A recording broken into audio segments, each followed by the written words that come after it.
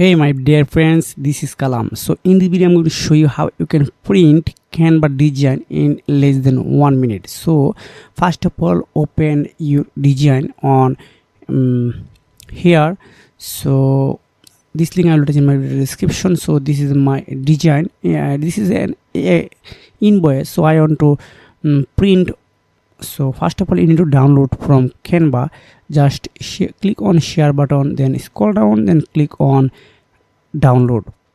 So I want to download its PDF standard, then click on download. Okay, it's already downloaded on my PC. Just open it.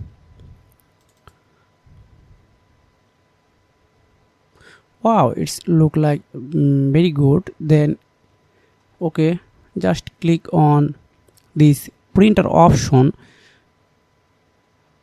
then select your printer if you have.